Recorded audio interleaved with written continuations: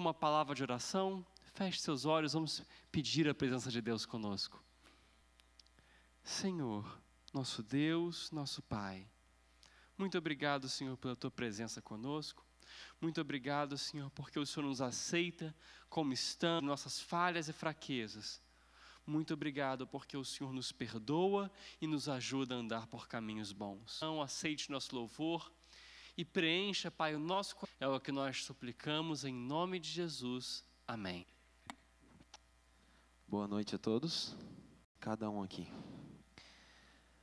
O povo adventista, ele tem uma esperança. O adventista do sétimo dia, ele crê no advento de Jesus. E essa esperança vibra no nosso ser de tal forma que consegue ficar para nós mesmos, sabe? A gente tem que falar, a gente tem que pregar, a gente tem que evangelizar. E os que trouxeram o inário abriram no número de 460. Vai projetar na tela também, então você pode cantar junto. Ó, que esperança vibra em nosso ser, pois aguardamos o Senhor.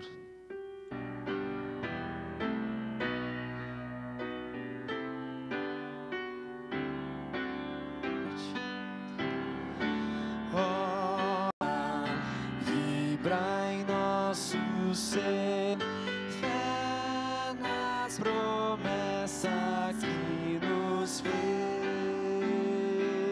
Eis que o tempo logo vem e as nações em alerta vão cantar. Aleluia, Cristo é. Oh, que esperança em nosso ser, aguardamos o Senhor. Você crê? Diga amém. Deus seja louvado. Ó, que esperança. Mais animado, mais forte. Muito gostosa de cantar. Todos juntos. Que esperança. Você, só as mulheres. Pois o Senhor. Fé possuímos, os homens. Fé possuímos, nos dá. Todos juntos. Fé na promessa. Fé essa que nos fez.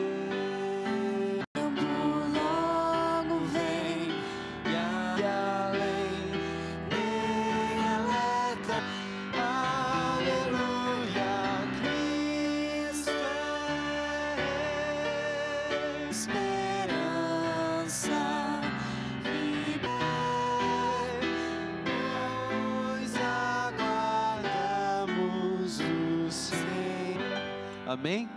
Deus seja louvado. Prometeu que vai voltar um dia. Ele é Deus hoje também, aqui, enquanto Ele não volta, enquanto a gente está aqui nesse mundo, passando por problema aqui na casa dEle, numa segunda-feira, para orar, para louvar, para clamar pela proteção dEle, pela presença, o mesmo Deus que criou a terra, o mesmo Deus que é o alfa e o ômega, o princípio e o fim do que a gente conhece. Ele está aqui hoje, Ele está aqui agora. Ele está ouvindo o meu e o seu louvor. Não porque existe alguma perfeição em nós. Aqui corações sinceros, corações contritos, dispostos a estar comigo. Maior que tudo.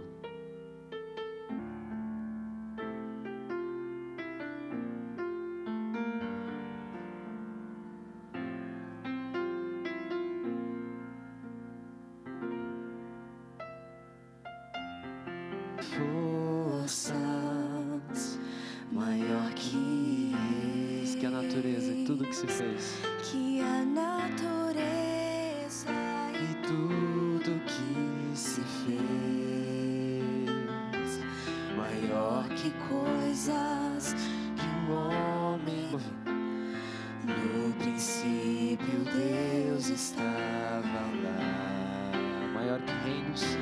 Maior que reinos e posições. Que as maravilhas de todas as nações. Que as maravilhas de todas as nações. Maior que bens e o ouro que existe. Seu amor não pode se medir. Cante. Seu amor não pode se medir. Mas na cruz, por amor amor de mim, o que ele fez? Jesus, sozinho até o fim, mesmo assim, em humilhação, morrendo em mim, foi maior. Amém? Continue louvando. Maior que forças, maior que reis. Maior que reis, que a natureza e tudo que se fez, coisas que o homem inventar. No princípio Deus estava lá. Só os homens comigo. Maior que reinos, que as maravilhas de todas as nações. As mulheres. Maior que bens e o ouro que existe. Todos juntos. Seu a mim medir. Só a igreja agora, bem forte. Mas na cruz.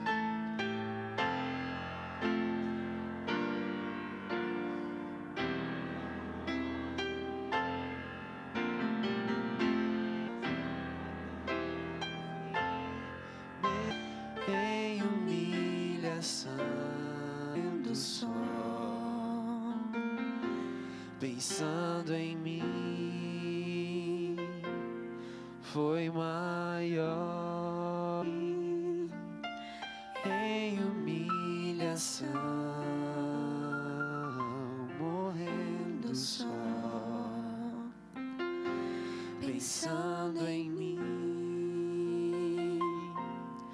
foi maior. Amém.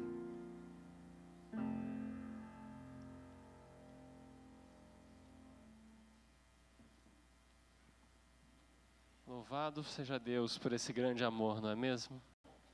Jesus foi o maior presente que um Deus poderia dar à raça humana, a nós, seres humanos pecadores.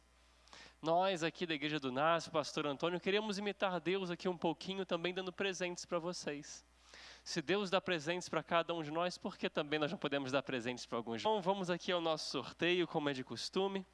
Quero pedir aqui que meus amigos do louvor me ajudem aqui tirando os numerozinhos dos felizardos dessa noite. Você, querida, por favor.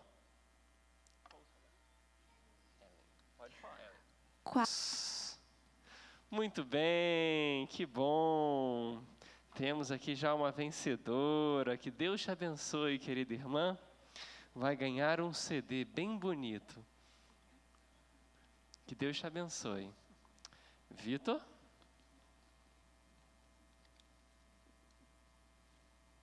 58. 58. Pode vir aqui buscar o seu brinde. Você vê, todo mundo tem o seu dia. Deus te abençoe, querido irmão. Ellen?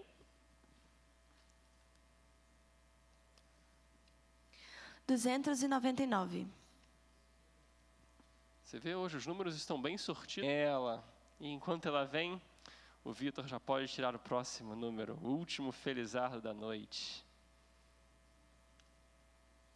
290. E o 290, por pouco. Deus te abençoe, querida, ricamente. 290, quem é? Pode vir. Opa. Ah, lá vem. E para você que não ganhou hoje, amanhã tem mais. Não perca a esperança. Vem aqui, vamos aprender juntos da palavra de Deus que você vê. Tem todo tipo de bênção aqui na casa do Senhor. Continuar então o nosso louvor. Obrigado, pastor Mateus. Você já conhece o hino oficial dessa série de conferências? Nós cantarmos o Espírito de Deus com o áudio.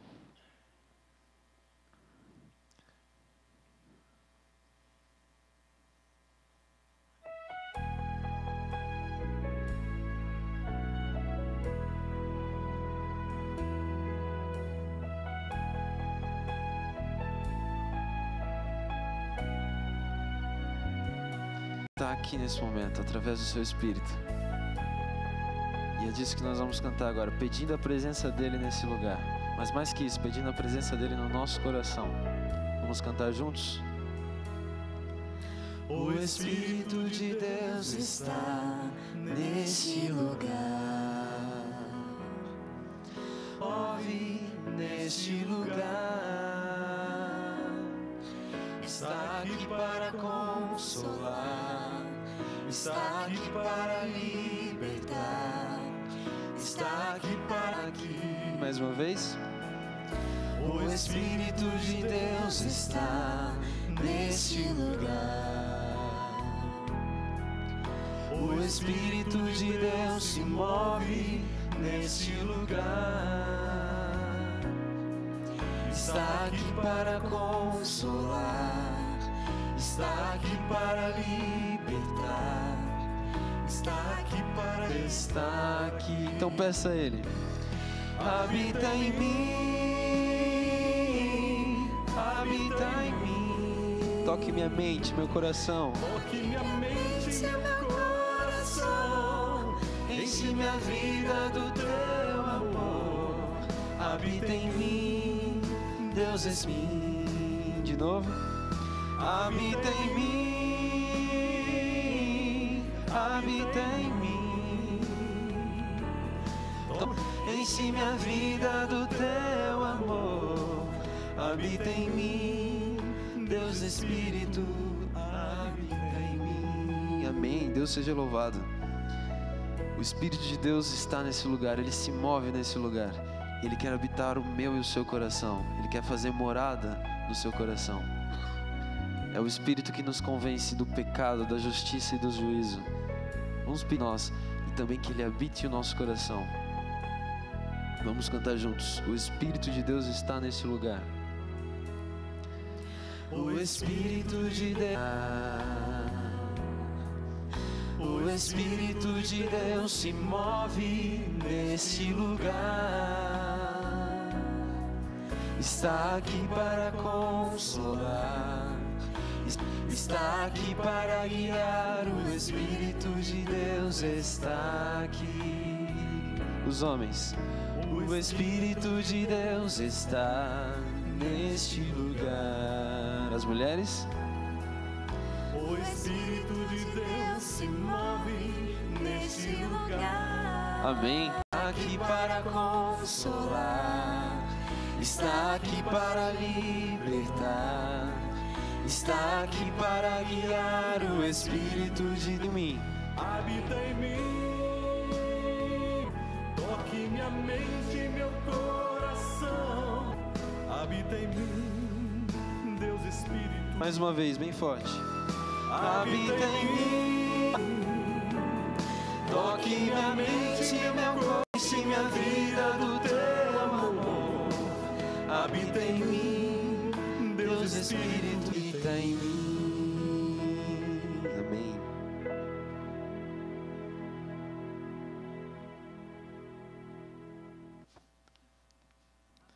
Está aqui para confortar, para consolar, está aqui para transformar. Amém? Esse é o momento da oração. Se você tem um pedido, ora. Geraldo já está aqui, né? Um irmão me pediu agora há pouco que orasse em favor de uma pessoa chamada Antônio.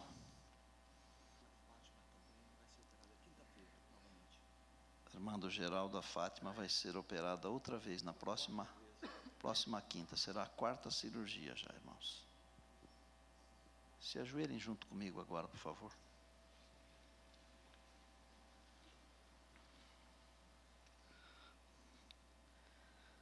O nosso Deus, o nosso mantenedor, sustentador, e também o nosso Salvador. A Ele toda honra e glória para todos sempre. Amém. Nos sentimos honrados porque o Senhor nos recebe outra vez aqui na tua casa. Essa aqui é a tua casa de oração, louvamos o teu nome. Amém. Entramos aqui, o mundo lá fora para, os problemas ficam lá fora, e aqui nós sentimos a paz da tua presença, louvamos o Senhor. Amém. nessa fase final, que temos a alegria de estar ensinando a palavra de Deus. Louvamos pela vida estéril, que Ele seja conservado, Senhor. Nós também te louvamos porque ontem à noite nós tivemos aqui uma festa linda de batismo. Dezenas de pessoas foram batizadas, os nomes foram escritos no livro da vida. Tua palavra diz que quem crer e for batizado será salvo. Que estas pessoas já têm a sua salvação garantida em Jesus. Amém. Pedimos que elas permaneçam firmes e leais até o final. Amém. Pai, há muitos pedidos no nosso coração, não somente pela Fátima, pelo Antônio, mas tantos outros. Há um garotinho internado aqui em São Paulo chamado Hermes. Os médicos não sabem o que é. O Senhor, tem misericórdia de nós, por favor. Que todos os pedidos que agora estão no nosso coração, que todos os nomes que agora estão na nossa mente, eles estejam neste momento nas tuas mãos. Nós pedimos também em favor do restante da programação desta noite. Nós já te louvamos pela tua presença aqui, porque podemos cantar, orar, mas agora também queremos ouvir a tua palavra cantada e pregada. Usa o Tiago, que vai cantar, usa também o pastor Antônio, e que tudo aqui seja para a tua glória, para a nossa alegria e para a salvação das pessoas. Amém. Abençoa, Pai, os nossos amados que nos acompanham da nossa igreja vir daqui por causa do trânsito, da distância, mas que onde estiverem, estejam debaixo da tua bênção agora, meu Pai. Amém. Entregamos a nossa vida aos teus cuidados, em tuas mãos, em nome de Jesus. Amém.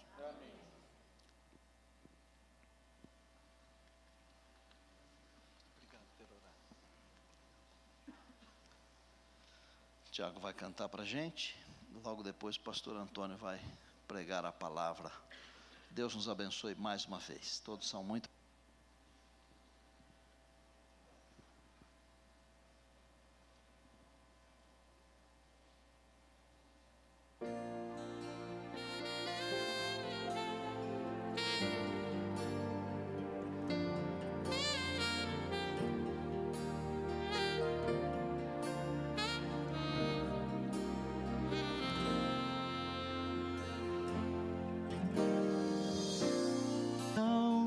De me entregar a ti, já decidi recomeçar.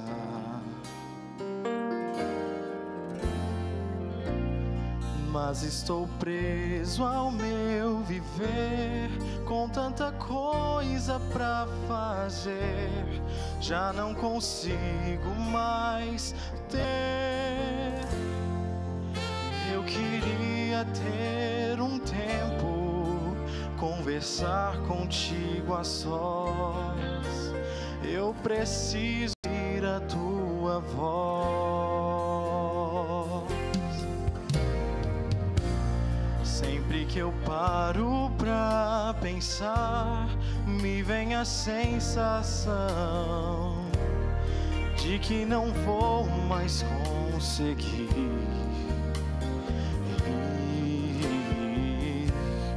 Mas quando encontro teu olhar renascer, sinto a fé voltar, sei que vou vencer. Me transforma, vem minha vida mudar, como eu quero ser diferente, Senhor. Aceita o grito de um coração sincero, vem me mudar.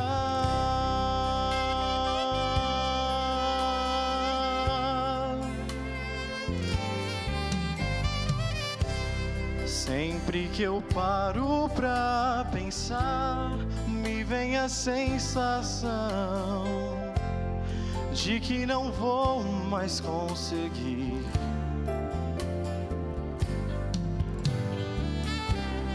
Mas quando encontro teu olhar, sinto a esperança renascer, sinto a fé voltar, sei que vou vencer.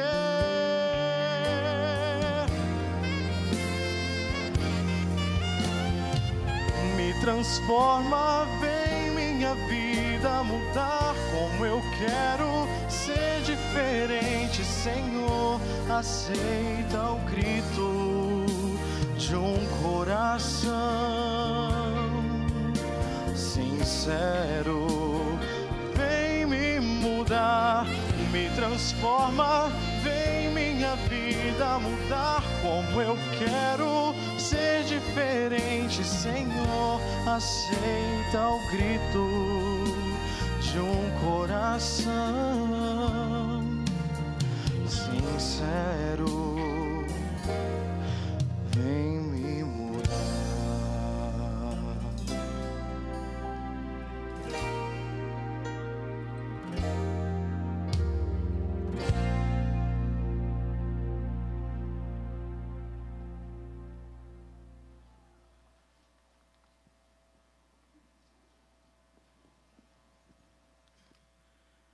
Queremos agradecer por esse hino, que na verdade é uma oração, né? Louvado seja Deus. Um cordial boa noite a todos. Parabéns a você que veio nesta noite. Com certeza aqui chegamos pela fé. Aqui chegamos guiados pelo Espírito Santo. E Deus tem bênçãos a acrescentar sobre a nossa vida. Você verá que valeu a pena ter vindo aqui, porque vamos estudar profundamente a palavra. E quando a gente estuda, o Espírito Santo fala ao nosso coração e nos prepara cada vez melhor para a volta de Jesus. Então seja bem-vindo. Que você continue assim, rompendo barreiras cada dia ou cada noite para estar aqui estudando a palavra. Nós vamos até dia 31. E dia 31 teremos aqui um grande batismo para a honra e glória de Deus. Então nosso próximo grande batismo será dia 31, no fechamento do Pentecoste. Você sabe que são 50 noites, né? Todas as noites. Nós estamos aqui fazendo juntamente com o pastor Estina aqui as 22 últimas noites. Então veja que no final do Pentecostes vamos ter uma grande colheita para o reino de Deus. Então se você está estudando a Bíblia, está entendendo e sentindo o chamado de Deus, não deixe passar sua oportunidade. Fale conosco, precisamos fazer sua ficha de batismo, tirar suas dúvidas, enfim, ajudá-lo. O que você está recebendo aqui é o suficiente para você se batizar, viu? Você não recebe estudo melhor em casa. Então já existe um complemento, né? Você está recebendo em casa e aqui, quer dizer, está mais do que bem preparado, né? Não é isso, Geraldo? É isso mesmo.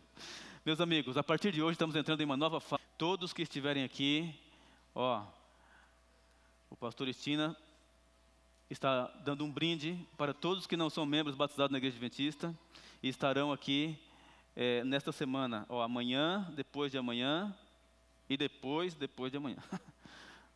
Porque nessas 3 noites seguintes, estar aqui sobre o que fazer depois de salvo. E então nós vamos entregar esse livro aqui, que o pastor Estina está fazendo uma doação. É um livro que ele mesmo escreveu. Estacione aqui. Deus convida. Então amanhã a gente já entrega para todos que estiverem aqui, que ainda não são batizados na Igreja Adventista. Muito bem. Meus amigos, vamos abrir a palavra de Deus? Enquanto você abre, nós temos uma escolinha especial para as crianças de 7 anos. Então, as crianças de 7 anos para baixo podem acompanhar a professora para a escolinha. E você abre a sua Bíblia em Efésios, carta de Paulo aos Efésios. Que Deus abençoe você ricamente nesta noite ao estudarmos a palavra. Eu tenho certeza que o Espírito Santo falará poderosamente ao seu coração. E nós esperamos a sua visita aqui também, viu? Efésios, capítulo 2. Efésios, capítulo 2. Gálatas já vem em Efésios. Efésios, capítulo 2. Efésios, capítulo 2. Repetindo, a partir de hoje, estamos entrando em uma nova fase da conferência. Os temas a partir de hoje são o que fazer depois de salvo.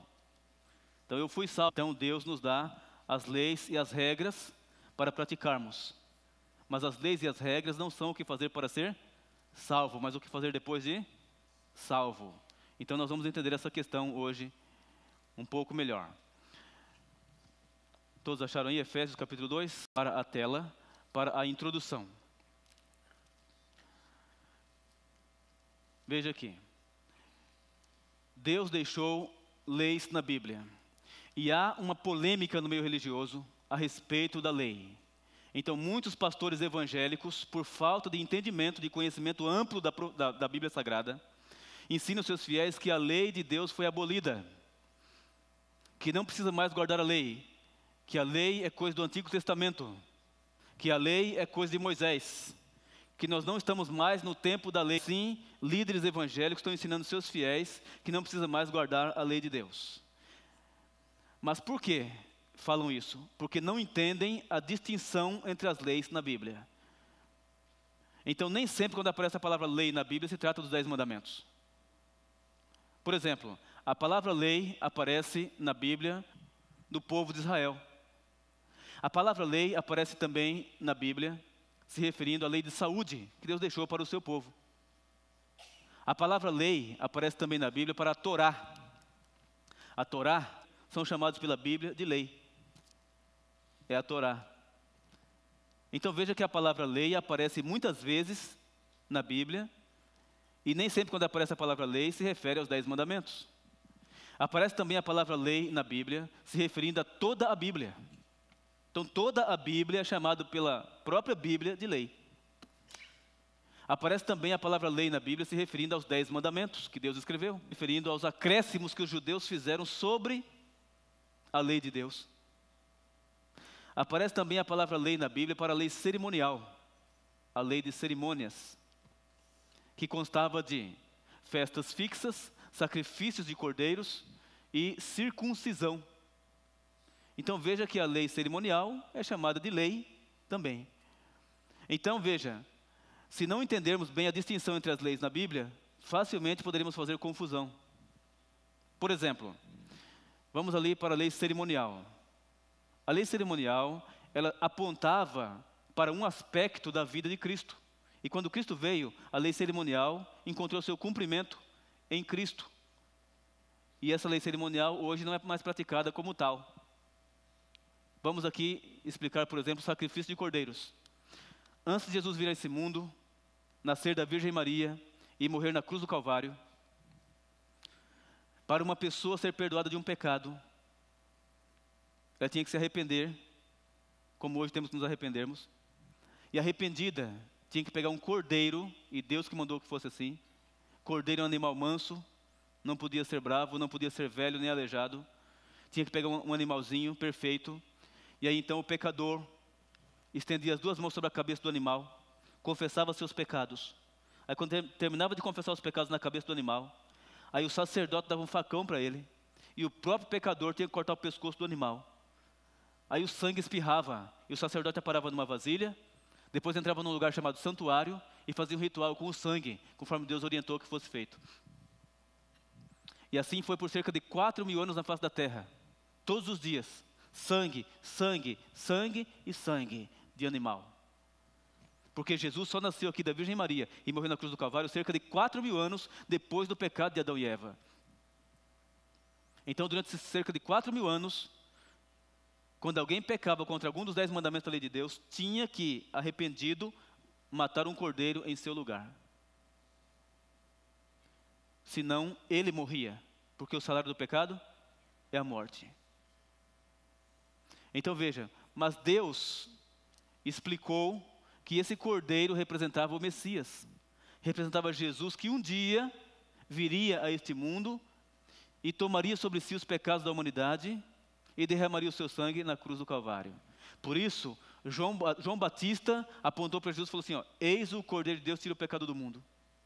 Então Jesus é chamado de o Cordeiro de Deus que tira o pecado do mundo. Então quando o pecador estendia as mãos sobre a cabeça do animal e confessava a sua culpa, simbolicamente, ele transferia a sua culpa para o animal.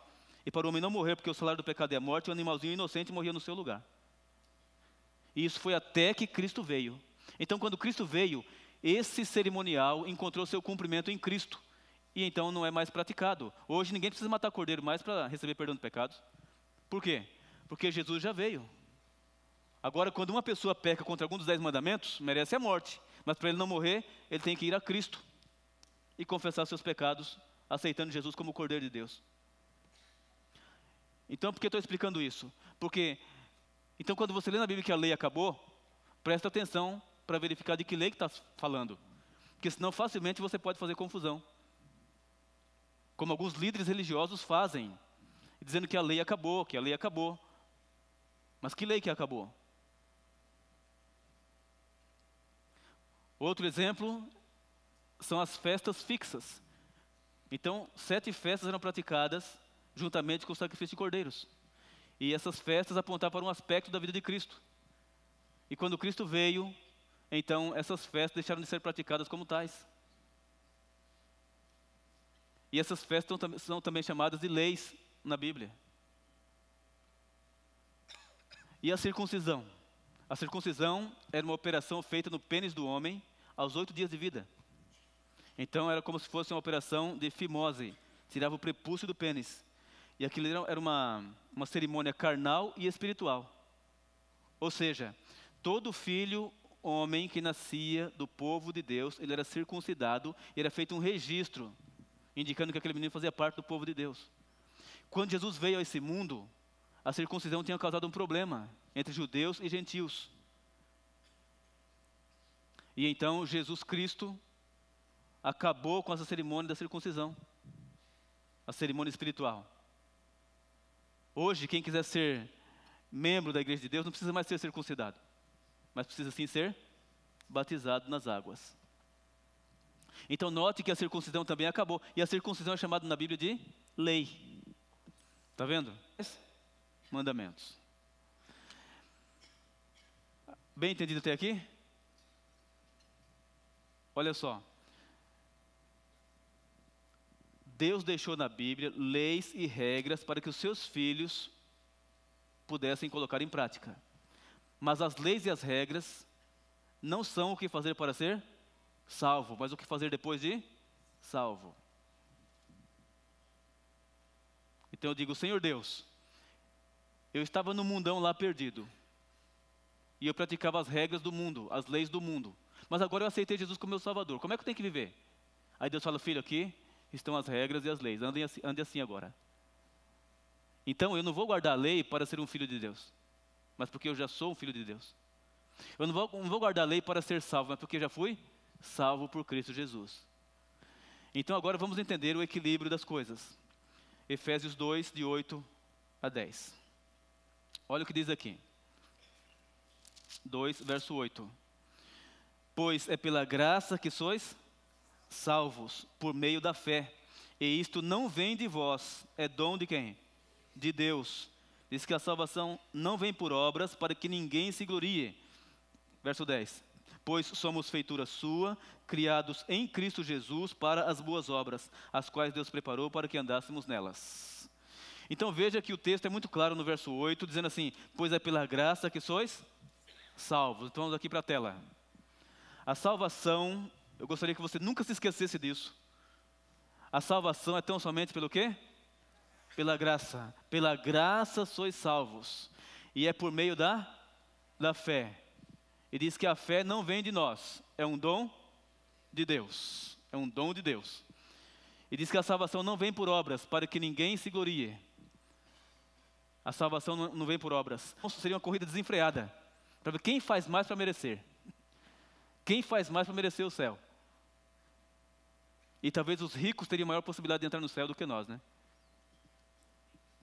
Porque ele poderia muito bem com o seu dinheiro, ajudar os pobres todos os dias, e assim entrar no céu.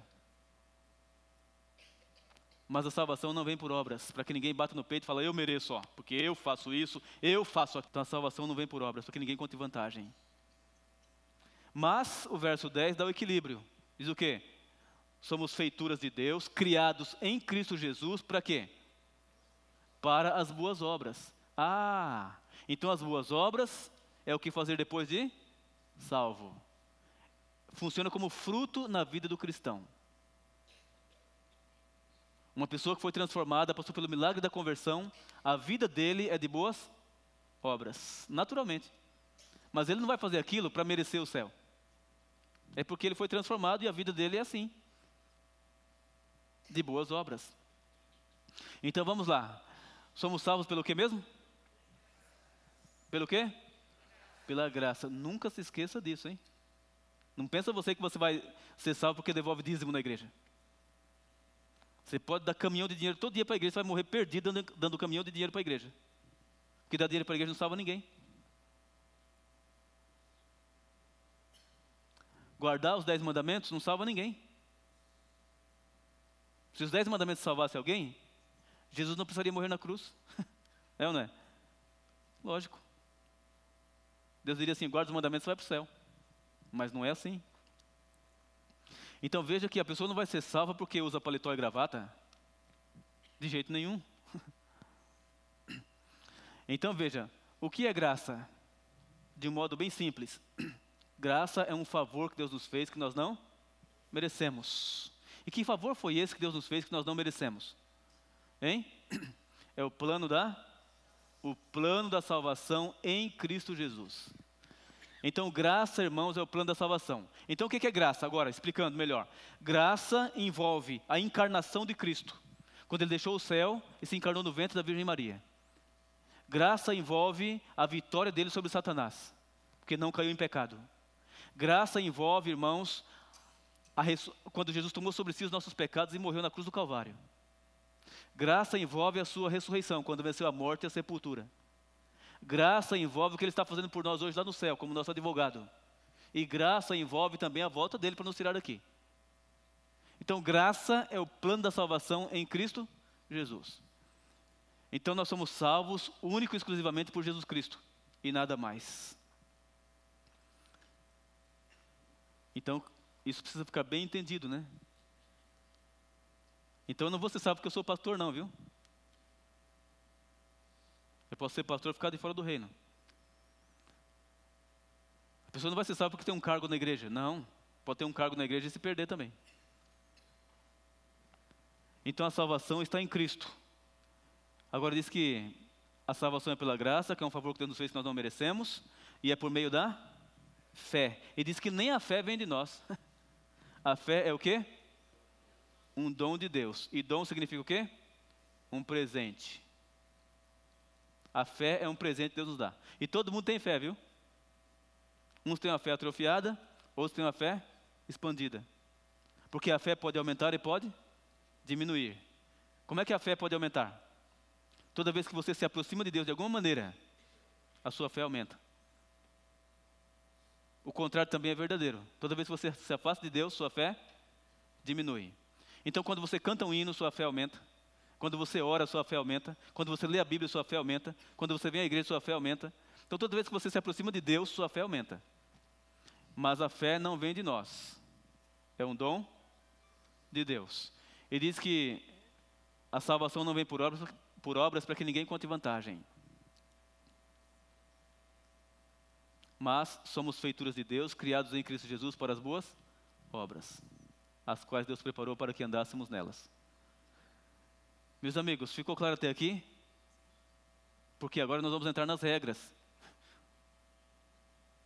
E eu vou fazer uma pergunta aqui. Deus deixou 10 mandamentos para nós. E eu pergunto, uma pessoa precisa guardar os 10 mandamentos para ser salvo, sim ou não?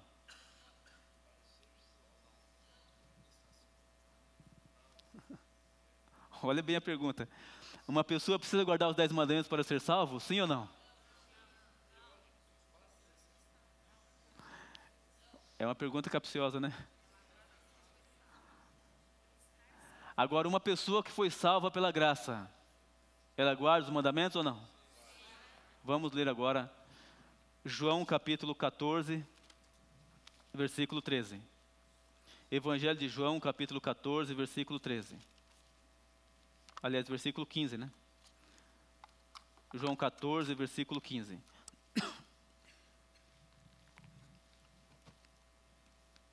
Olha o que Jesus falou no versículo 15. João 14, verso 15. Está escrito assim: se me amais, guardareis o quê? Os meus mandamentos. O que Jesus falou? Filho, tu me amas. Filha, tu me amas de verdade? Se me amais, guardareis os meus mandamentos.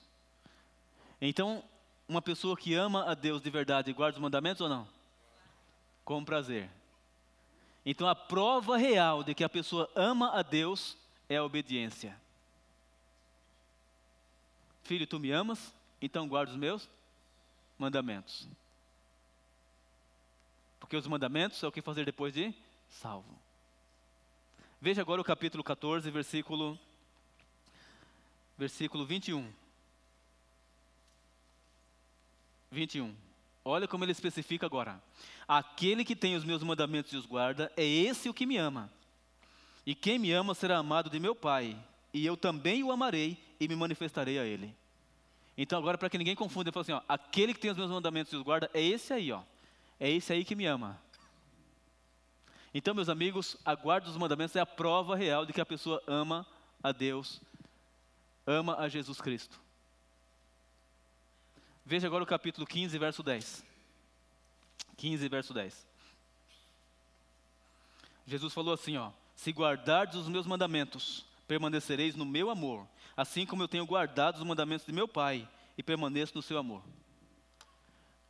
Sim, está falando aqui, ele disse, eu tenho guardado os mandamentos do meu Pai. Agora eu pergunto, o que significa a palavra cristão?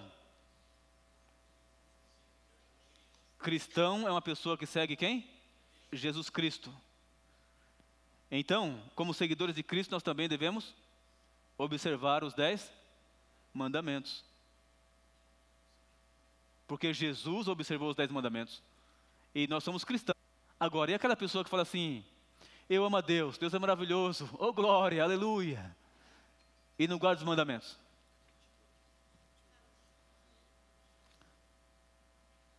Veja aí, primeira carta de João, capítulo 2, verso 4. Lá pertinho do Apocalipse. Primeira carta de João, capítulo 2, verso 4.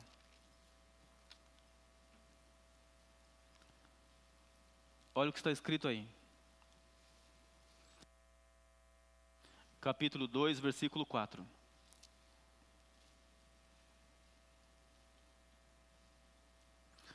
Diz assim, ó. Aquele que diz, eu o conheço, e não guarda os seus mandamentos, é o quê? Mentiroso, e nele não está a verdade. Então aquele que fala assim, eu conheço a Deus, Deus é maravilhoso, mas não guarda os seus mandamentos, é o quê? Ele não conhece Deus não. Porque a pessoa que conhece a Deus de verdade, o prazer dele é obedecer aquilo que Deus pede dele, ou para ele. Então a obediência aos mandamentos é a prova real de que a pessoa ama a Deus.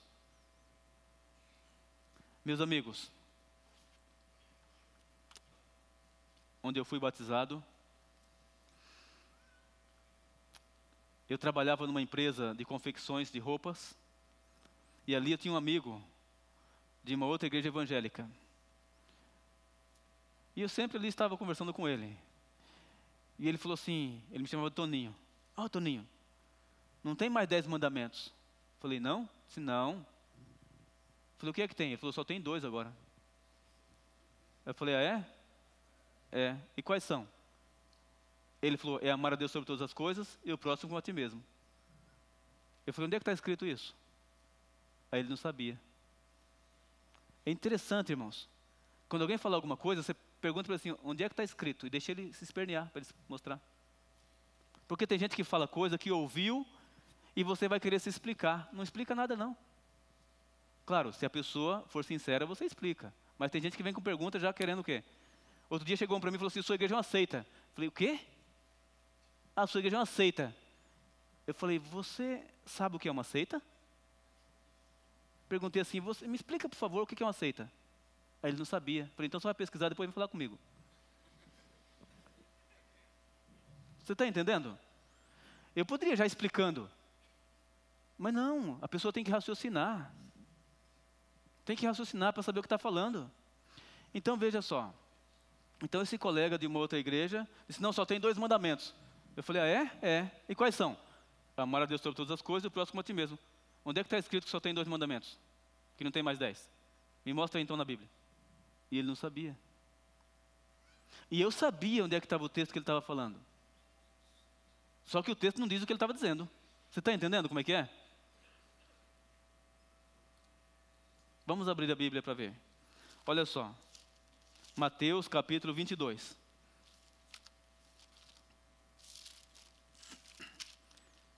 Mateus capítulo 22.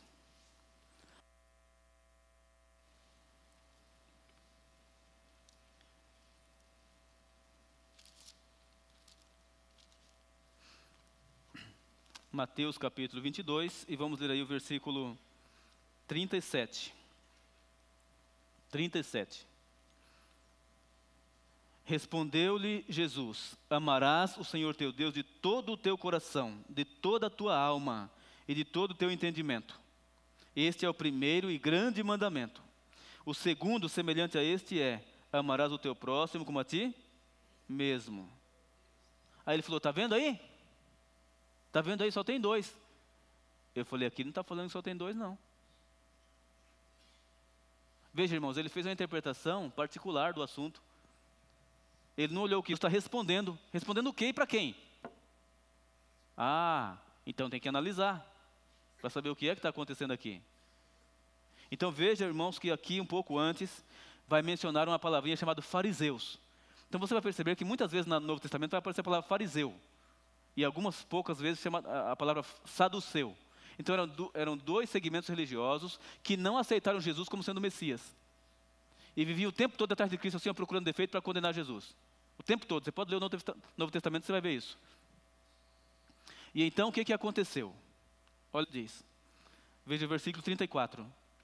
Ouvindo os fariseus que ele, ou seja, que Jesus, fizera emudecer os saduceus, reuniram-se no mesmo lugar. Então, quando os fariseus ficaram sabendo que os saduceus ficaram sem resposta diante de Cristo, se reuniram para pegar Jesus pelo pé. Olha só o versículo 35. Um deles, doutor da lei, não era qualquer um não, doutor da lei,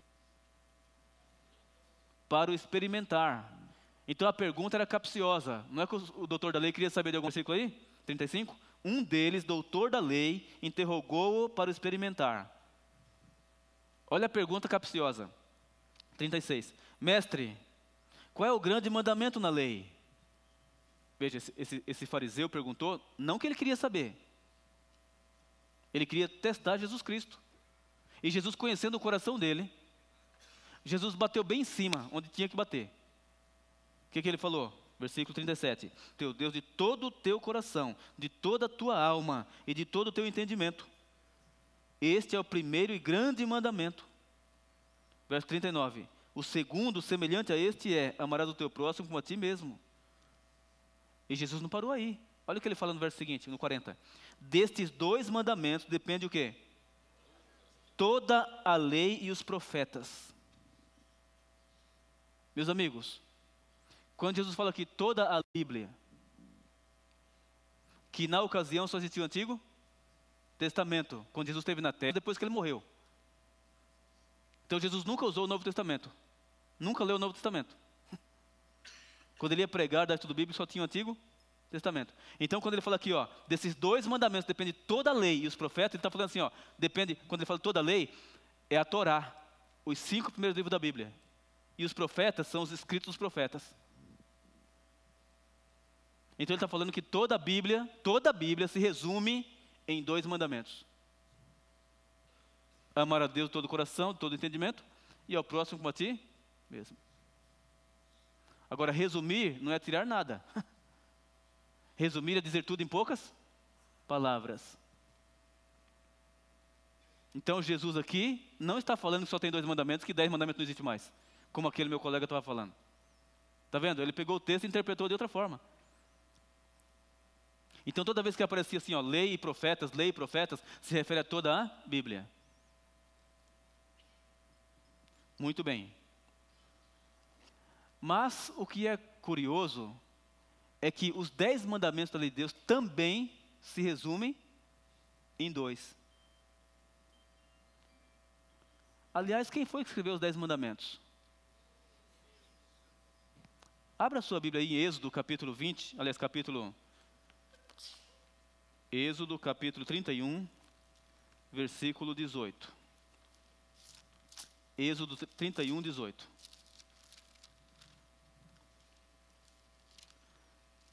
Êxodo capítulo 31.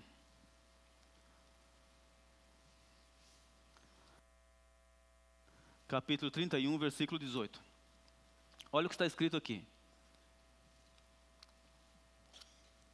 Diz assim, ó, quando o Senhor acabou de falar com Moisés no monte Sinai, deu-lhe as 2 tábuas do testemunho, tábuas de pedra escritas pelo dedo de Deus. Olha que interessante. Então aqui diz que Deus, depois de conversar com Moisés no Monte Sinai, e ali no Monte Sinai, Deus escreveu os 10 mandamentos. Ele escreveu em hebraico. E ele escreveu com o seu próprio dedo. E entregou prontinho para Moisés, assim, ó, as 2 tábuas de pedra. Então, irmãos, os 10 mandamentos foi escrito pelo próprio Deus. Ele não deixou que nenhum profeta escrevesse. E agora vem uma pessoa e fala, não, foi abolido, não existe mais. Veja, é a única parte da Bíblia que Deus fez questão de escrever. Os 10 mandamentos. Ele não deixou. Então, se alguém chegasse para você e falasse assim, olha, é o seguinte, eu não creio na Bíblia, porque a Bíblia foi o homem que escreveu. Você poderia falar assim, opa, espera aí. Tem uma parte nela que homem nenhum escreveu. Deus mesmo escreveu. Vamos ver se você vai aceitar então. São os 10 mandamentos. Agora, depois que Moisés recebeu esses 10 mandamentos no Monte Sinai, ele desceu do monte, e quando chegou lá embaixo, o povo de Deus estava numa bagunça terrível, adorando o bezerro de ouro. E Moisés tinha saído da presença de um Deus santo. E ele viu aquela miséria. Ele pegou aquelas tábuas e arremessou no chão. E as tábuas se quebraram. Olha o que Deus fez. E o que Deus falou para ele. Abra agora em Deuteronômio, capítulo 10. É o 5º livro da Bíblia aí, né? Deuteronômio, capítulo 10. Olha o que para ele. Capítulo 10, de 1 em diante.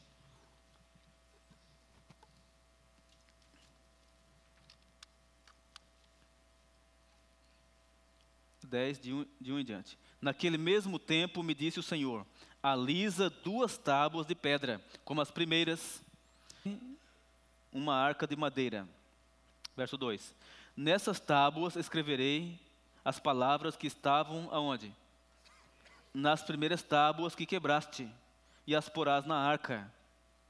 Verso 3. Assim fiz uma arca de madeira de cetim, e alisei 2 tábuas de pedra como as primeiras, e subi ao monte com as 2 tábuas na mão. Verso escreveu nas tábuas conforme a primeira escritura.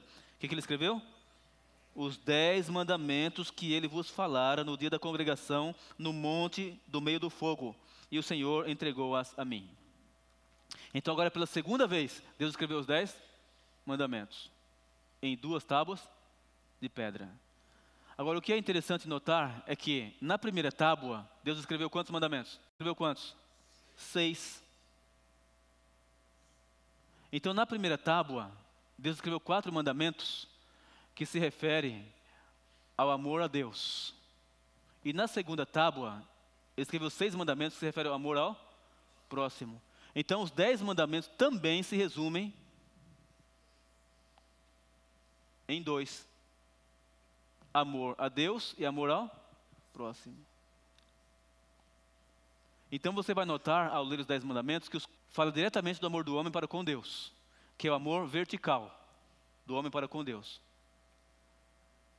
E os 6 últimos falam do amor horizontal, do amor do homem para com o seu próximo. Então no centro da lei está o quê? A cruz de Cristo. Nós podemos dizer que amor a Deus e amor ao próximo. E nós vamos estudar um por um desses 10 mandamentos a partir de hoje. Vamos conhecer agora os mandamentos e meditar um pouquinho neles. Êxodo capítulo 20. Aqui no capítulo, a introdução que Deus fez antes dele dar os 10 mandamentos. A introdução está no versículo 1 e 2. E o primeiro mandamento está no verso 3 e assim por diante. Então, antes de dar os mandamentos, olha o que ele fala. Isso é muito significativo, veja. Então falou Deus todas estas palavras. O que ele falou? Eu sou o Senhor teu Deus, que te tirei da terra do Egito, da casa da servidão. Então veja, irmãos, que antes dele dar os mandamentos, ele salva. Ele fala assim, ó, eu sou o Senhor teu Deus que te tirei da miséria lá, da escravidão do Egito, das mãos do faraó. Então, antes dele dar os mandamentos, ele salva. Antes dele dar os mandamentos, ele liberta. Porque os mandamentos não é o que fazer para ser salvo. É o que fazer depois de libertei. Agora você vai andar assim, ó. Aí então vem o primeiro mandamento. Versículo 3. Olha aí. Não terás outros deuses diante de mim. Amigos, aí está o primeiro mandamento que Deus escreveu em hebraico com o seu dedo. Filho, filha, não terás outros deuses diante de mim. E o que quer dizer esse mandamento aí? Esse mandamento, sabemos que existe um só Deus. Esse um só Deus é composto. E nós já estudamos isso na primeira noite aqui, não foi? Esse único Deus é composto de Pai, Jesus e Espírito Santo. É o Deus triuno. Esse é o único Deus que é onipotente, onipresente e onisciente. É o único Deus que é criador, que cria a partir do nada. Então ele diz aqui agora no primeiro mandamento: filho, filha, não terás outros deuses diante de mim. Agora ele fala isso por quê? Será que é porque ele não ama a gente? Pelo contrário. É porque se você tiver um outro Deus diante dele, você vai ser infeliz e vai se perder. Agora, o que significa ter um outro Deus diante do Criador? Olha, tudo está fazendo daquilo o seu Deus. Por exemplo, se a esposa colocar o marido em primeiro lugar na vida, está fazendo do marido o quê? Um Deus. E se o marido colocar a esposa em primeiro lugar na vida, está fazendo da esposa o quê? Uma deusa. E se a mãe colocar o filho em primeiro lugar na vida, está fazendo do filho o seu Deus. Então tudo que a pessoa colocar em primeiro lugar na vida, está fazendo daquilo o seu Deus. Se a pessoa colocar o futebol, está fazendo do futebol o quê? Aliás, está chegando a Copa do Mundo, né? E aí, né?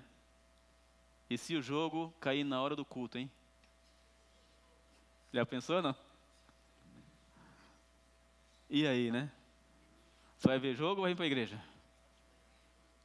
E se for a final entre Brasil e Argentina?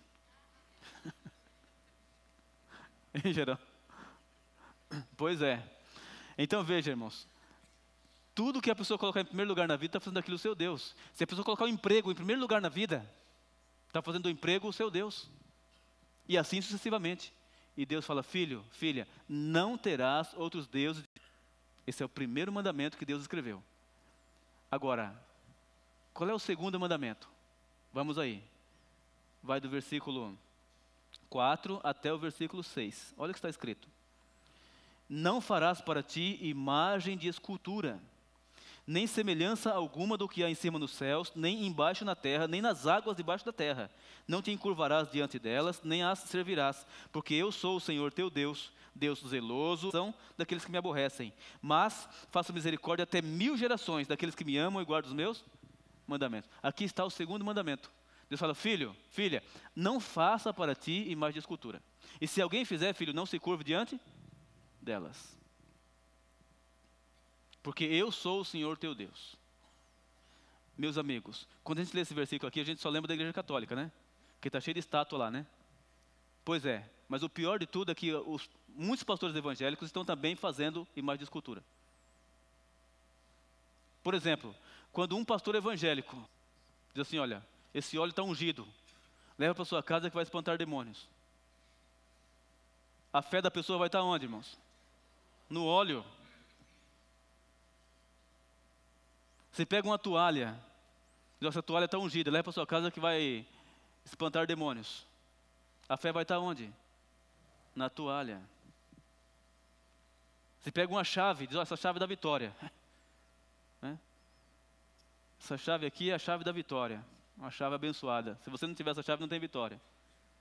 E eu mostrei aqui na segunda noite. Não sei quantos estavam aqui, mas eu mostrei essas coisas tudo aqui na segunda noite. Então, quando, irmãos, pega um objeto, leva o sal, leva a rosa, leva o anel, leva o óleo que a pessoa usa, e a sua fé fica naquilo ali, está quebrando esse mandamento aqui, ó. Não farás para ti imagem de escultura. Irmãos, Deus quer que nós adoremos a Ele em espírito e em verdade. E o que é adorar a Deus em espírito e em verdade? É adorá-lo pela fé, mesmo sem vê-lo, crendo que Ele existe. E não tem lugar exato para você buscar a Deus. Qualquer lugar é lugar para você orar e conversar com Deus. Então Deus não aceita que coloquemos nada para representá-lo. Porque quando a pessoa coloca alguma coisa para representar a Deus, na verdade está tirando Deus da sua presença e da sua vida e da sua casa. Então nunca coloque. Irmãos, eu fui aqui no Morumbi, numa loja que vende carro, em cima da mesa do vendedor tinha uma trança de alho e um pote de sal grosso. Aí eu perguntei, para que isso aí? Aí ele falou assim, não, é para dar sorte, para a gente vender bastante. Veja, irmãos, um camarada crendo numa trança de alho. Pensa nisso. Eu fui numa confecção de roupas lá em Sorocaba e entrei no escritório do empresário e cheguei e eu achei bonito o elefante, peguei e comecei a olhar. Depois coloquei lá, ele falou assim, não rapaz, não é assim que põe o elefante. Nervoso, mas nervoso. Eu falei, desculpa, né, o que eu fiz? Não, é assim que põe o elefante. Eu falei, mas por que isso? Ele falou assim, é porque senão não entra dinheiro na empresa. Olha, um empresário crendo no elefante. Pensa nisso. E tinha uma outra empresa que eu entrei, tinha um chifre pendurado atrás da porta, cheio de moeda. E eu perguntei, para que esse chifre ali? Se não, é porque senão não entra dinheiro na empresa. Olha. Não farás para ti imagem de escultura.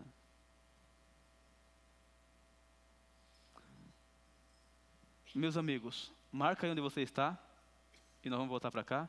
Mas vamos agora para Salmos, e Salmo 115.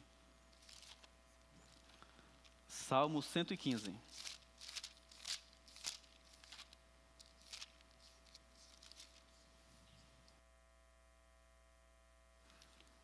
Aqui no Salmo 115, a partir do versículo 4, olha o que diz aí. Verso 4. Os ídolos deles são o quê? Prata e ouro. Estou lendo Salmo 115, verso 4. Verso 5 agora. Tem boca, mas não falam. Tem olhos, mas não veem. Tem ouvidos, mas não ouvem. Tem nariz, mas não cheiram. Tem mãos, mas não apalpam. Tem pés, mas não andam. Nem som algum sai da sua garganta. Tornem-se semelhantes a eles os que o fazem e todos os que neles confiam. Veja, irmãos. Deus fala, filho, filha, por quê? Por que você vai se curvar ou vai fazer pedido para uma estátua, filho? Filho, você está louco? A estátua tem pé, mas não anda, filho. Tem olho, mas não enxerga. Tem ouvido, mas não ouve. Filho, você está louco? Não sai nenhum som da sua garganta. Eu sou o Deus vivo, filho. Então Deus fala claramente. Não farás para ti imagem de escultura, nem te curvarás diante delas. E ele explica por quê. E ele fala aqui que aqueles que praticam essas coisas se tornam semelhantes à estátua. Olha, eu já fui cego, viu? Só eu, mas toda a minha família, nós organizávamos as procissões da igreja. Não sei se você sabe o que é procissão. Mas era assim, pegava uma estátua de uma santa ou de um santo, colocava em cima do andor. O que é o andor? Então é como se fosse uma maca, vamos dizer assim, né? Com uma vara aqui, outra aqui. E então 4 homens pegavam aquele negócio lá, colocavam no ombro, e ia na frente, e a multidão, todos nós cantando e rezando atrás. Ia de uma paróquia até a outra paróquia. Aí chegando lá, esses 4 homens trazia a estátua até o altar. Aí nós fazíamos uma fila para beijar a estátua. Quantas vezes fizemos isso? Mas eu não sabia. Eu era cego. Não entendia a Bíblia. Quando eu entendi, aí eu parei com esse negócio. Meus amigos, antes de sair da igreja que eu frequentava, a paróquia Nossa Senhora Aparecida, que fica na Vila Angélica, em Sorocaba, eu fui 3 vezes conversar com o padre. demoradamente. Porque uma mulher na empresa que eu trabalhava, uma adventista, ela todos os dias abria a Bíblia e começava a mostrar as coisas para mim. Eu ficava intrigado. Mas não é possível que eu estou errado. Eu sei que chegou um momento que eu fiz uma limpa, viu? Especialmente quando eu li esse verso aqui. Olha aí, Deuteronômio, capítulo 7. Vamos em Deuteronômio, capítulo 7. Olha o que está escrito aí.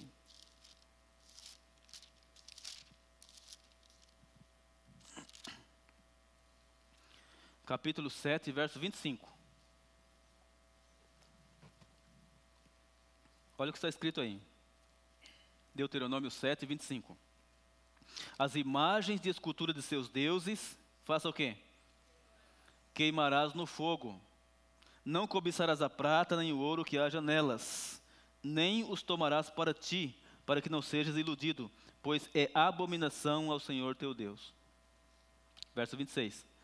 Não introduzirás tal abominação em tua casa, para que não sejas amaldiçoado, semelhante a ela. De todo a detestarás, e de todo a abominarás, pois é amaldiçoada. É pesado isso aqui, não é?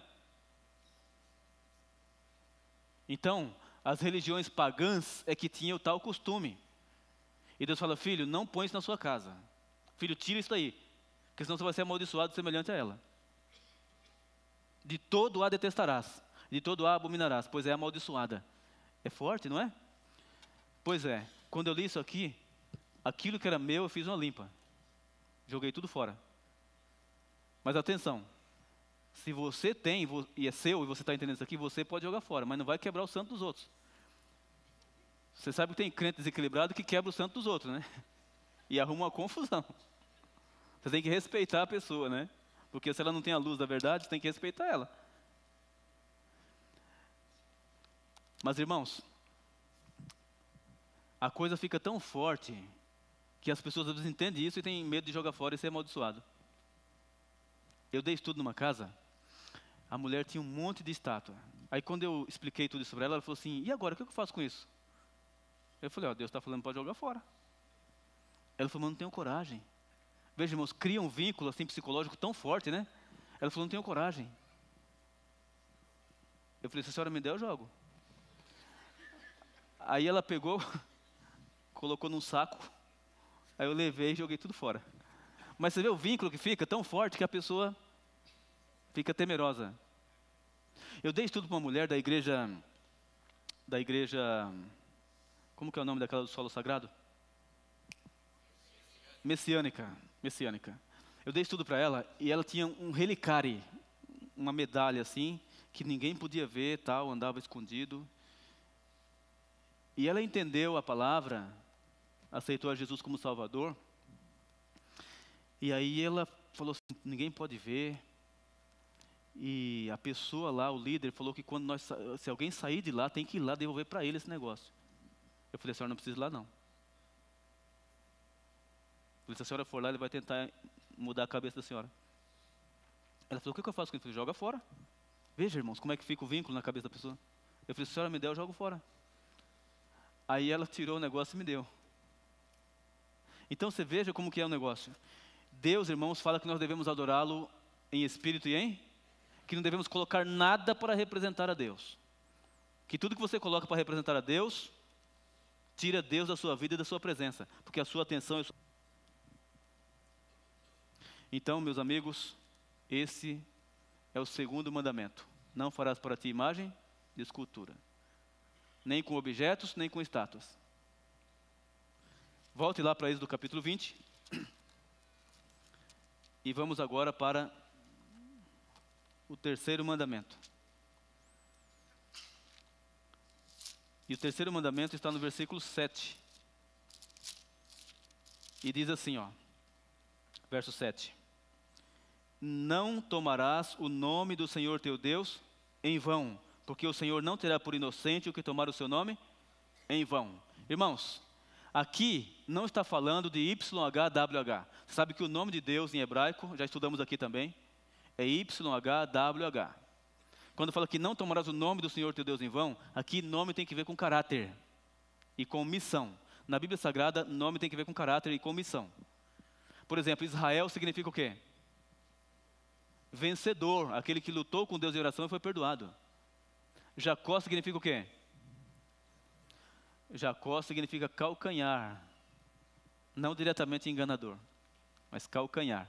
Porque ele nasceu agarrado no calcanhar do irmão dele. Agora, é claro que calcanhar na Bíblia significa traição. E ele traiu o irmão dele, então a gente logo associa Jacó com o traidor. Então, na Bíblia, o nome tem que ver com caráter e com missão. E qual é o caráter de Deus? O caráter de Deus é amor, misericórdia e justiça, resumidamente. E diz assim, não tomarás o nome do Senhor teu Deus em vão, porque o Senhor não terá por inocente o que tomar o seu nome em vão. Então, como é que a pessoa pode tomar o nome de Deus em vão? De várias maneiras. Por exemplo, quando alguém usa a Bíblia para tirar proveito dos fiéis, o que ele está fazendo? Quando a pessoa usa a Bíblia para tirar os bens dos fiéis, dinheiro, casa, carro, o que ele está fazendo? Deus não deixou a Bíblia para isso, irmãos. Deus deixou a Bíblia para que nós conhecêssemos o caminho de volta ao céu, conhecer Jesus Cristo. Então, quando esses líderes religiosos estão fazendo aí, usando a Bíblia para tirar proveito dos fiéis, estão tomando o nome de Deus em vão. E Deus não tem por inocente uma pessoa dessa, porque Ele sabe o que está fazendo. Não é inocente, não. Lá em Taubaté, um pastor falou assim, irmãos, pastor tem que andar com relógio de ouro. Então não me apareça aqui amanhã sem no mínimo R$100 cada um. Aí uma mulher levantou e falou, pastor, mas eu estou desempregado. Ele falou, se vira, vai vender bala na rua. Desse jeito. Você acha que um pastor desse não sabe o que está fazendo, irmãos? Claro que sabe o que está fazendo. Por isso que Deus não tem por inocente uma pessoa dessa. Agora, essa é uma maneira de tomar o nome de Deus em vão. Outra maneira é quando a pessoa diz que é cristão, mas é caloteiro. Pensa numa pessoa que diz que é cristã, mas ele é um caloteiro da vida. Faz negócio ilícito. Dá mau testemunho. O que ele está fazendo? Tomando o nome de Deus? Em vão. Outra maneira de tomar o nome de Deus em vão, irmãos, é quando a pessoa jura. Ó, nós não podemos jurar por nada. Por quê? Porque não temos nada por que jurar, não somos dono de nada. Só o cristão genuíno pode jurar por Deus em juízo. No mais, a jura está quebrando esse terceiro mandamento. Então, vamos imaginar aqui o irmão, como é seu nome? Douglas. O irmão Douglas, eu falo assim, ó. O irmão Douglas fala assim, pastor, é assim, assim, assim. Eu falo assim, eu não acredito. Então ele tem que falar assim, azar é seu, você não acredita. Não tem que falar assim, ó, eu juro. Não, não precisa. Jesus falou que o cristão é sim, sim e não. Não, e acabou. Então não precisa jurar, não. Outra maneira de tomar o nome de Deus em vão, irmãos, é chamar Deus de modo impensado. Sem reverência. A pessoa deu um tropeção na rua lá, opa, só por Deus, viu? A criança está bagunçando, ai meu Deus. Não, temos que, irmãos, ter reverência para com o nosso Criador. E chamá-lo com reverência. Em oração. Então não tomarás o nome do Senhor teu Deus em vão. Porque o Senhor não terá por inocente que tomar o seu nome em vão. Vamos agora para o quarto mandamento. E nós vamos encerrar com esse quarto mandamento, porque depois nós vamos para os 6 últimos. Estamos estudando os 4 primeiros, que é da primeira tábua.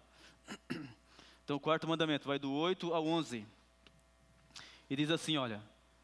Lembra-te do dia do domingo para o santificar. Hã? Na sua Bíblia fala sábado ou domingo? Sábado ou domingo? Vamos ler de novo? Lembra-te do dia do domingo para o santificar.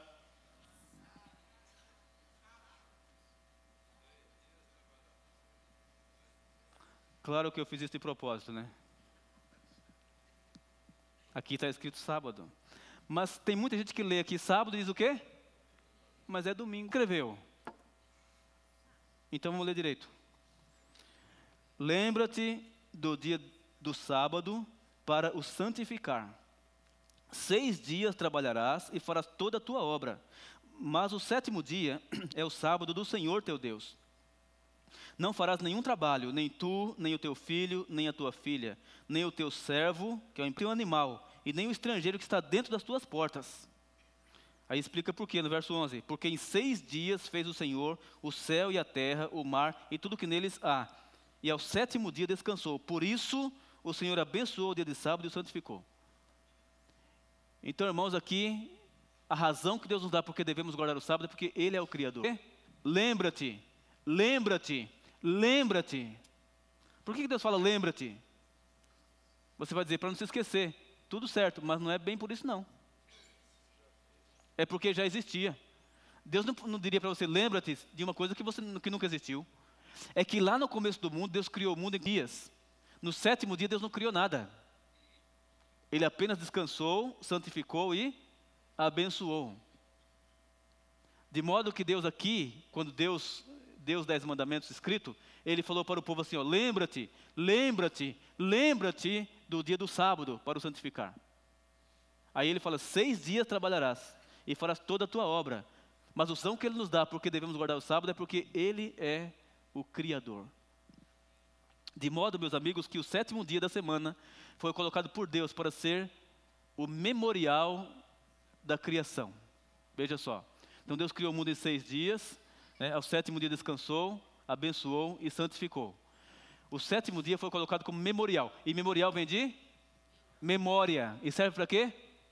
Para lembrar. Irmãos, muita atenção. Olha só, depois que um prefeito termina de construir uma praça, antes de inaugurar, o que ele coloca lá? Coloca lá uma placa de bronze, escrito assim, ó, prefeito fulano de tal, terminou sua obra tal data, assim, assim, assim. Para que serve aquele negócio? Para lembrar. Pode passar 10 anos, 100, 200, 300 anos. Quem chegar àquela praça vai saber quem foi o criador daquela praça. Porque ali está o quê? O memorial. Agora estabelece o memorial. O 7º dia da semana. Para que todo mundo, em todo tempo, pudesse se lembrar que Ele é o Criador. E se todo mundo, irmãos, entendesse e aceitasse esse mandamento aqui, ó, não existiria na terra idólatras. Todos estariam voltados para o Criador e adorariam o Criador.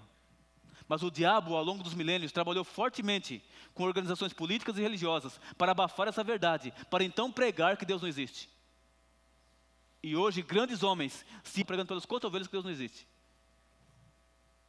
Diz que tudo passou a existir por uma explosão cósmica, um tal de Big Bang. E o homem é uma mera evolução de um primata. Irmãos, Deus, lembra-te, lembra-te, lembra-te do dia do sábado para o santificar. Porque em 6 dias fez o Senhor os céus e a terra, o mar e tudo que neles há. E ao 7º dia descansou. Por isso o Senhor abençoou o dia de sábado e o santificou. Então o 4º mandamento, irmãos, aponta a direção. E agora então o último verso está aqui em Ezequiel capítulo 20, verso 20. Ezequiel 20, 20. Aqui em Ezequiel 20, 20, nós vamos chamar a atenção para um detalhe. Olha o que está escrito aí. Ezequiel 20, 20. Diz assim, ó. Santificai os meus sábados e servirão de quê? De sinal entre mim e vós, para que saibais que eu sou o Senhor vosso Deus. Irmãos, qual é o sinal entre Deus e o seu povo? Não é. Aqui diz o que? Santificai os meus sábados. Então não é meramente o sábado. O sinal entre Deus e o seu povo é a santificação do sábado. A pessoa pode muito bem estar batizada na igreja que guarda o sábado, mas ele não santifica o sábado. Então ele não tem o sinal. Então o sinal do povo de Deus, desde o começo do mundo, sempre foi o quê? A santificação do sábado. E cai os meus sábados e servirão de sinal entre mim e vós, para que saibais que eu sou o Senhor vosso Deus. Irmãos, para uma pessoa santificar o sábado, ele tem que ter passado pelo milagre da conversão. Ele tem que ter aceitado Jesus. Você sabe, quando uma pessoa aceita Jesus de verdade, o mundo perde valor para ele. Ele é desligado desse mundo, ele vive para Deus. Enquanto o coração da pessoa estiver preso nas coisas materiais, ele não está salvo. Repito, enquanto o coração da pessoa estiver preso nas coisas materiais, ele não está salvo. Então, para a pessoa guardar o sábado de verdade e ser agradável a Deus, ele tem que ter passado pelo milagre da conversão. Por isso que é um sinal, irmãos, entre Deus e o seu povo. Sinal de redenção e sinal de criação. Meus amigos, para uma pessoa guardar o sábado, ele tem que ter uma convicção de ferro que Deus existe. De ferro. E essa convicção de ferro que Deus existe só pode ser dada pelo Espírito Santo. Quando a pessoa, irmãos, é trabalhada pelo Espírito Santo e crê que Deus existe, de verdade, que Deus não é imaginário nem um pedaço de vento, ele fala assim: eu vou servir esse Deus aí, custe o que custar, doa quem doer, morra quem morrer, eu vou servir esse Deus aí.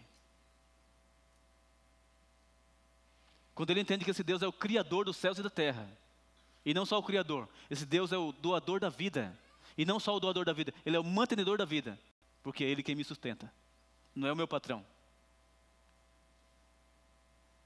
Meus amigos, Deus está te convidando para ser fiel a Ele, por amor a Cristo. E Jesus morreu por você, morreu por mim também. Ele fala: filho, se me amais, guardareis os meus mandamentos. Aquele que está em Cristo é uma nova criatura. E aquele que está em Cristo não há nenhuma condenação para ele. Por quê? Porque aquele que verdadeiramente está em Cristo está em conformidade com a lei. E eu pergunto: você sente no seu coração o desejo de ser fiel a Deus, obedecendo os seus mandamentos? Nós não estudamos todos ainda, vamos estudar. Estamos no 4º mandamento ainda. Mas até aqui, ao entender até aqui, você sente no seu coração o desejo de ser fiel a Deus? Sim ou não? E você que está em casa, nos vendo pela internet, você também quer ser fiel a Deus? Deus está te chamando também para ser fiel a Ele, independentemente de qualquer coisa. E Ele sustenta os seus filhos. E eu gostaria de orar por você, que diz: pastor, eu quero ser fiel a Deus, eu quero que Deus me ajude, aumente a minha fé, para que eu possa realmente honrar o nome dEle. Você gostaria de orar comigo? Quantos gostariam, sinceramente, de orar, falar: Senhor Deus, eis-me aqui, me ajuda. Fique em pé, nós vamos orar. Antes, porém, queremos convidar o cantor, que vai cantar um hino aqui especial. Enquanto ele canta, você medita e ora. Diga para Deus: Senhor, eis-me aqui. Quero ser fiel a Ti, Senhor. Quero honrar o Teu nome.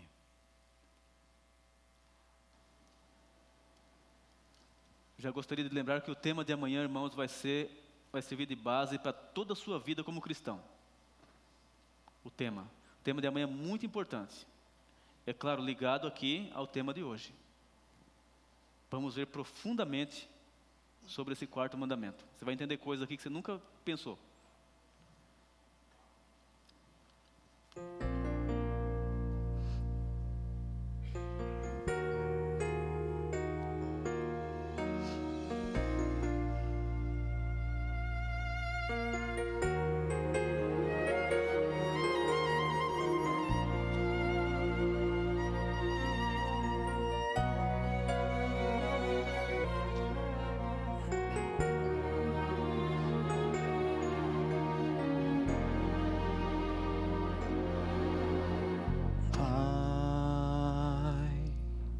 Sobre a praia eu ouvi o Teu chamar. Amém. Minhas redes resolvi abandonar, para que eu fosse do Teu reino pescador, escolhidos do Senhor.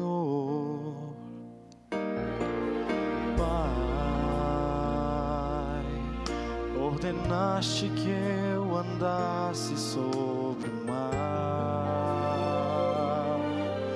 para que o mundo conhecesse o Teu poder. Eu provei das evidências desse amor, e a Tua voz,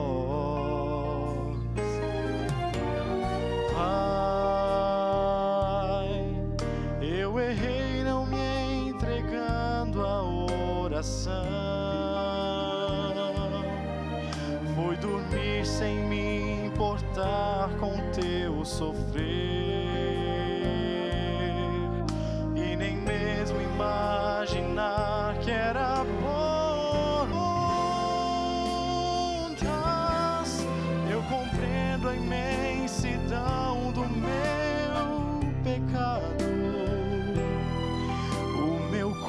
coração está tão quebrantado,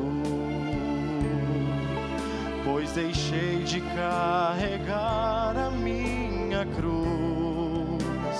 Fui tão covarde ao pensar que o meu amor eu tive e que o medo de sofrer não sentiria.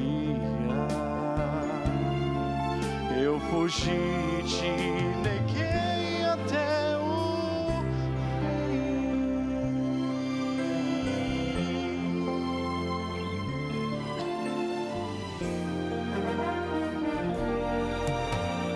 Pai, o teu nome eu deixei de no caminho pro Calvário me perdi. Eu tentei do teu olhar me esconder de onde vim. Ai, ao lembrar de tudo que aconteceu, recordei quando falavas de perdão. Me arrependo então de tudo que fiz, pois não quero mais ferir o teu coração. Pai, já não quero me importar com minha dor. Eu voltei para declarar teu rebanho agora posso apacentar, porque perguntas, eu compreendo a imensidão do teu. O meu coração agora está curado, e assim nada irá me abalar. Sim, eu te amo, e se for preciso dar a minha vida pra falar de quem curou minhas feridas. É o fim. Sim, eu te amo, e se for preciso dar a minha vida pra falar de quem curou minhas feridas, o Evangelho irei pregar até o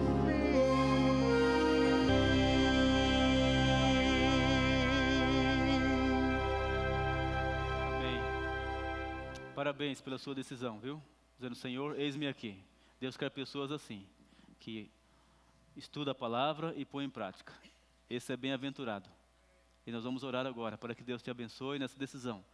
Dizendo, Senhor, eu quero ser fiel a Ti. Eu quero honrar o Teu nome, colocando em prática na minha vida os Teus mandamentos. Vamos orar. Grande Deus, Deus eterno, Deus Todo-Poderoso, Criador dos céus e da terra, nosso Pai Celestial, elevamos a Ti a nossa oração, Senhor, em nome de Jesus. Queremos Te agradecer, Pai eterno, pelo que o Senhor tem feito em nossa vida até aqui. Muito obrigado, Senhor, pela proteção dos Teus anjos, que tem nos guardado cada dia, Senhor. Obrigado também pelo Espírito Santo, que tem trabalhado em nossa consciência e em nosso coração. E o Espírito Santo está abrindo nosso entendimento. E nós estamos entendendo a Tua palavra e sentindo o Teu chamado. Ó Deus, muito obrigado. Pedimos que o Senhor continue a operar em nossa vida. Em especial, Pai querido, hoje estudamos sobre a lei do Senhor. E entendemos, Pai, que por amor a Cristo, devemos, ó Deus, observar os Teus mandamentos. Olha, Senhor Deus, para cada coração aqui presente. Veja a decisão de cada um. E abençoe a decisão de cada um, Senhor. fortalece a fé e possa andar em novidade de vida. Ó Deus, que o Senhor repreenda Satanás para que não tenha poder sobre nós, mas que tão somente o Espírito Santo venha nos guiar. E os teus anjos, Pai, acampar ao nosso redor. Agora despeça-nos com a tua paz. Leva-nos para casa com o teu braço poderoso. E traga-nos de volta amanhã, Senhor, segundo a tua misericórdia. Em nome... Amém. Podeis assentar. Nós vamos até a porta para cumprimentar a todos. Lembrando que amanhã, se Deus quiser,